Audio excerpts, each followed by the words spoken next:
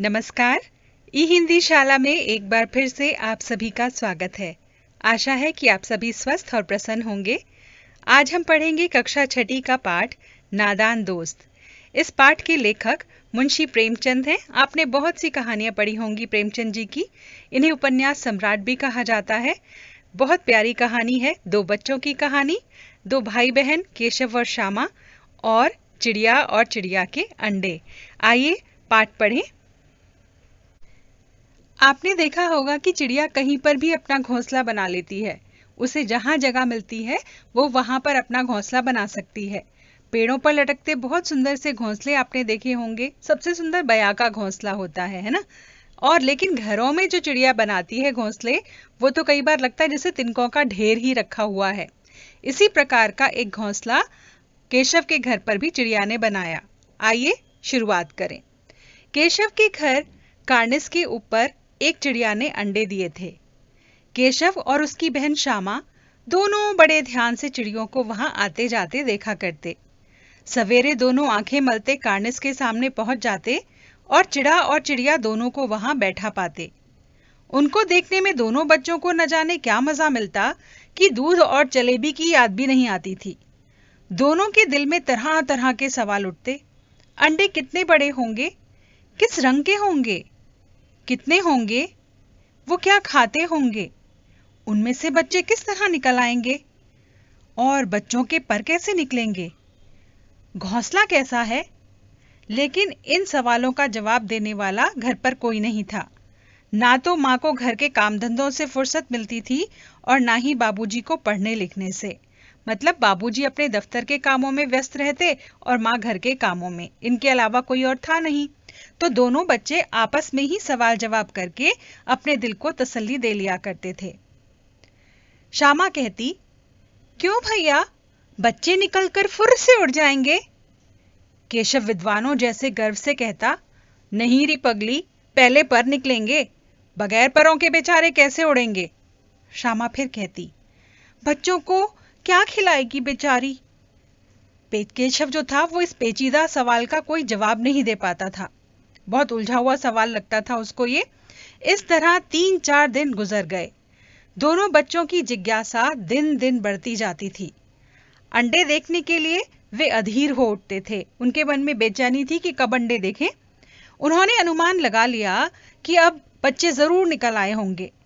बच्चों के चारे का सवाल अब उनके सामने आ खड़ा हुआ कि वो क्या खाएंगे बच्चे। चिड़िया बेचारी इतना दाना कहां से पाएगी कि सारे बच्चों का पेट भरे। गरीब बच्चे भूख के मारे चूं चूं करके मर जाएंगे। मतलब चिड़िया बेचारी नन्ही सी है, वो इतने बच्चों के लिए खाना कहां से जुटाएगी, बच्चे तो भूखे ही मर जाएंगे। इस मुसीबत का अंदाजा करके दोनों घबरा उठे। दोनों ने फैसला किया कि कार्निस पर थोड़ा सा दाना रख देना चाहिए। श्यामा खुश होकर बोली, तब तो चिड़ियों को चारे के लिए उड़कर कहीं नहीं जाना पड़ेगा ना। केशव बोला, नहीं, तब क्यों जाएगी। श्यामा बोली, क्यों भैया, बच्चों को धूप न लगती होगी। केशव का ध्यान इस तकलीफ की ओर नहीं गया था। बोला, जरूर तकलीफ होती होगी, बेचारे प्यास के मारे तड़पते भी होंगे, ऊपर छाया भी तो नहीं है। आखिर यही फैसला हुआ कि घोंसले के ऊपर कपड़े की छत बना देनी चाहिए। पानी की प्याली और थोड़े से चावल रख देने का प्रस्ताव भी स्वीकृत हो गया। मतलब दोनों ने ये फैसला कर लिया कि वहां पानी की प्याली भी रख देंगे, थोड़े चावल रखेंगे और एक कपड़े की छत भी उसके घोंसले के ऊपर बना देंगे। दोनों बच्चे बड़े चाव से काम करने लगे। श्यामा माँ की आंख बचाकर मटके से चावल निकाल लाई। केशव ने पत्थर की प्याली का तेल चुपके से जमीन पर गिरा दिया और उसे खूब रगड़कर साफ करके उसमें पानी भर दिया। जब अब सवाल आया, चांदनी के लिए कपड़ा कहां से लाएं? चांदनी माने छाया करने के लिए कपड़ा कहां से आए? फिर ऊपर बगैर छड़ियों के कपड़ा ठहरेगा कैसे? और छड़ियां खड़ी कैसे होंगी? क्योंकि वो सीमेंट से बनी हुई पक्की जगह थी, तो छड़ियां खड़ी करना बड़ी मुश्किल बात थी उनके लिए।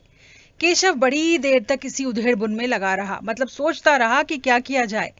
आखिर उसने इस मुश्किल को भी हल कर ही दिया। श्यामा से बोला, जाकर कूड़ा फेंकने वाली टोकरी उठाकर तो लाओ, अम्मा जी को मत दिखाना। श्यामा बोली, वो तो बीच में से फटी हुई है, उसमें से धूप नहीं जाएगी। केशव ने झुंझलाकर कहा। अरे तू टोकरी तो ला, मैं उसका सुराख बंद करने की कोई हिकमत निकालूंगा। हिकमत माने तरकीब निकाल लूंगा मैं, तू टोकरी लेकर आ। श्यामा दौड़ कर गई और टोकरी उठाकर ले आई। केशव ने उसके सुराख में थोड़ा सा कागज ठूंस दिया और फिर टोकरी को एक टहनी से टिकाकर बोला, देख ऐसे घोंसले पर उसकी आड़ कर दूंगा, तब धूप कैसे जाएगी। श्यामा ने दिल ही दिल में सोचा, भैया कितने चालाक हैं, मतलब मेरा भैया कितना होशियार है, इसने इसका भी उपाय निकाल लिया।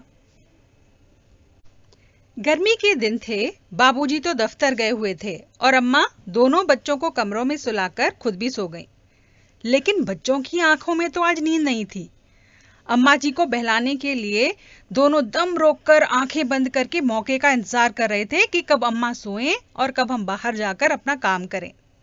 जो ही मालूम हुआ कि अम्मा जी अच्छी तरह से सो गई हैं, दोनों चुपके से उठे और बहुत धीरे से दरवाजे की सिटकनी खोलकर बाहर निकल आए। अंडों की हिफाजत की तैयारियां होने लगी। केशव कमरे में से एक स्टूल उठा लाया, लेकिन जब उससे भी काम नहीं चला तो नहाने की एक चौकी को स्टूल के नीचे रखा और डरते डरते वो स्टूल पर चढ़ गया कि कहीं मैं गिर ना पड़ूं। श्यामा दोनों हाथों से स्टूल को पकड़े हुए थी, वो भी भैया की सहायता कर रही थी। स्टूल की चारों टांगे बराबर नहीं थी, इसलिए जिस तरफ भी दबाव पड़ता था वो जरा सा हिल जाता था। उस समय केशव को कितनी तकलीफ उठानी पड़ती थी ये तो उसका दिल ही जानता है। बेचारा डर के मारे कांप उठता कि मैं अब नीचे गिरा। दोनों हाथों से कार्निस को पकड़ लेता और श्यामा को दबी आवाज से डांटता, अच्छी तरह पकड़ वरना उतर के खूब मारूंगा। मगर बेचारी श्यामा का दिल तो ऊपर कार्निस पर लगा था। बार बार उसका ध्यान वहां पर चला जाता और उसके दोनों हाथ ढीले पड़ जाते थे, क्योंकि उसका ध्यान बंटता था तो हाथों की पकड़ ढीली हो जाती और फिर से स्टूल हिल जाता। केशव ने जो ही कार्निस के ऊपर हाथ रखा, दोनों चिड़ियां उड़ गईं। उन्हें लगा कि ये अब हमें पकड़ने आया है। दोनों चिड़ियां उड़ गईं। केशव ने देखा कि कार्निस पर थोड़े से तिनके बिछे हुए हैं और उन पर 3 अंडे पड़े हुए हैं। जैसे घोंसले उसने पेड़ों पर देखे थे वैसा तो कोई घोंसला है ही नहीं। श्यामा ने नीचे से पूछा, क्या बच्चे हैं भैया? केशव बोला, 3 अंडे हैं, अभी बच्चे नहीं निकले। श्यामा, जरा हमें भी दिखा दो भैया, कितने बड़े हैं? केशव बोला, दिखा दूंगा, पहले जा चिथड़ा तो लेकर आ, नीचे बिछा दूं, बेचारे अंडे तिनकों पर पड़े हैं। श्यामा दौड़कर अपनी पुरानी धोती फाड़कर एक टुकड़ा ले आई। केशव ने झुककर कपड़ा ले लिया और उसकी तह करके उसकी एक गद्दी बनाई और तिनकों पर जो तिनके थे उनके ऊपर उसे बिछाया और जो अंडे थे धीरे से उसने उनके ऊपर रख दिए। श्यामा ने फिर से कहा, हमको भी दिखा दो ना भैया। केशव बोला, दिखा दूंगा, पहले जा वो टोकरी तो दे दो, ऊपर छाया कर दूं। श्यामा ने टोकरी भी नीचे से थमा दी और बोली, अब तुम उतर आओ, मैं भी तो देखूं। केशव ने टोकरी को एक टहनी से टिकाकर कहा, जा दाना और पानी भी लेकर आ, उतर आऊं तो तुझे दिखा दूंगा। श्यामा प्याली और चावल भी ले आई। केशव ने टोकरी के नीचे दोनों चीजें रख दी और आहिस्ता से नीचे उतर आया। अब श्यामा गिड़गिड़ाकर बोली, अब हमको भी चढ़ा दो ना भैया। केशव बोला, तू गिर पड़ेगी। श्यामा बोली, नहीं गिरूंगी ना भैया, तुम नीचे से पकड़े रखना ना। केशव ने कहा, ना भैया, कहीं तू गिर पड़ी तो अम्मा जी मेरी चटनी बना डालेगी, कहेगी कि तूने ही चढ़ाया था, क्या करेगी देखकर। अब अंडे बड़े मजे में हैं, जब बच्चे निकलेंगे तो उनको पाल लेंगे। दोनों चिड़ियां बार बार कार्निस पर आती थीं और बगैर बैठे ही उड़ जाती थीं, क्योंकि वहां पर उन्हें लगता था कि यहाँ ये अब हमारा घर नहीं रहा, तो दोनों वहां से उड़ जाती थीं। केशव ने सोचा, हम लोगों के डर के मारे नहीं बैठती होंगी। स्टूल उठाकर कमरे में रखाया और चौकी जहां की थी वहां जाकर रख दी। श्यामा ने आंखों में आंसू भरकर कहा, तुमने मुझे नहीं दिखाया, मैं अम्मा जी से कह दूंगी। केशव बोला, अम्मा जी से कहेगी तो बहुत मारूंगा, कह देता हूं। श्यामा बोली, तो तुमने मुझे क्यों नहीं दिखाया? केशव बोला, और गिर पड़ती तो 4 सर ना हो जाते। श्यामा बोली, हो जाते, देख लेना, मैं कह दूंगी। इतने में ही कोठरी का दरवाजा खुला और मां ने धूप से आंखों को बचाते हुए कहा, तुम दोनों बाहर कब निकल आए रे? मैंने कहा था ना कि दोपहर को मत निकलना। किसने किवाड़ खोला? किवाड़ केशव ने खोला था, लेकिन श्यामा ने माँ से ये बात नहीं कही, उसे डर लग रहा था कि भैया पिट जाएंगे। केशव दिल ही दिल में कांप रहा था कि कहीं श्यामा कह ही ना दे अंडे जो नहीं दिखाए थे। इससे अब उसे श्यामा पर विश्वास नहीं था। श्यामा सिर्फ मोहब्बत के मारे चुप थी या फिर कसूर में हिस्सेदार होने के कारण, इस बात का फैसला नहीं किया जा सकता। शायद दोनों बातें ही थीं। तो श्यामा ने शिकायत नहीं लगाई, क्योंकि उस काम में हाथ श्यामा ने भी बटाया था और वो भाई को प्यार भी करती थी, तो नहीं चाहती थी कि माँ से उसे डांट पड़े। माँ ने दोनों को डांट डपट कर फिर से कमरे में बंद कर दिया और फिर धीरे धीरे उन्हें पंखा झलने लगी। पहले हाथ के पंखों से हवा की जाती थी। बत्ती जो है, लाइट है, वो सभी घरों में नहीं हुआ करती थी। अभी सिर्फ 2 ही बजे थे। बाहर तेज लू चल रही थी, गर्म हवा के थपेड़े चल रहे थे बाहर।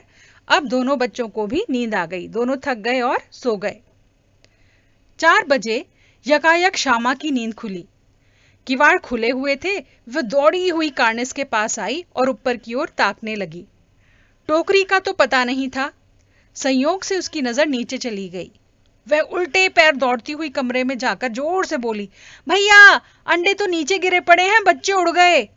केशव घबराकर उठा और दौड़ा हुआ बाहर आया तो क्या देखता है कि तीनों अंडे नीचे टूटे पड़े हैं। उनमें से चूने जैसी कोई चीज बाहर निकल रही है। पानी की प्याली भी एक तरफ टूटी पड़ी है। उसके चेहरे का रंग उड़ गया। सहमी हुई आंखों से जमीन की ओर देखने लगा। श्यामा ने पूछा, बच्चे कहाँ उड़ गए भैया? केशव ने करुण स्वर में कहा, अंडे तो फूट गए रे। और बच्चे कहाँ गए? केशव बोला, तेरे सर में देखती नहीं कि अंडों से उजला उजला पानी निकल आया है? यही तो 2-4 दिन में बच्चे बन जाते। माँ ने सोटी हाथ में ले हुए पूछा, तुम दोनों वहां धूप में क्या कर रहे हो?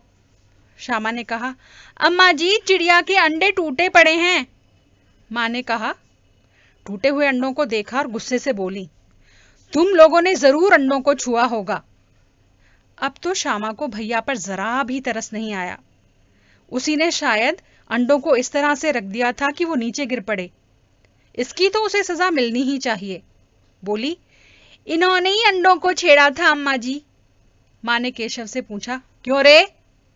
केशव भीगी बिल्ली बना खड़ा रहा। डर के मारे उसके मुंह से आवाज ही नहीं निकल रही थी। माँ बोली, तू वहां पहुंचा कैसे? श्यामा, चौकी पर स्टूल रखकर चढ़े थे अम्मा जी। केशव, तू स्टूल थामे नहीं खड़ी थी? श्यामा बोली, तुम्ही ने तो कहा था। माँ बोली, तू इतना बड़ा हुआ, तुझे अभी तक इतना नहीं पता कि छूने से चिड़ियों के अंडे गंदे हो जाते हैं? चिड़िया फिर उन्हें नहीं सेती। श्यामा ने डरते डरते पूछा, तो क्या चिड़ियों ने अंडे गिरा दिए हैं अम्मा जी? माँ बोली, और क्या करती, केशव के सिर पर इनका पाप पड़ेगा। हाय हाय, ये 3 जाने ले ली इस दुष्ट ने। केशव रोनी सूरत बनाकर बोला, मैंने तो सिर्फ अंडों को गद्दी पर रख दिया था अम्मा जी। माँ को हंसी आ गई, मगर केशव को कई दिनों तक अपनी गलती पर अफसोस होता रहा।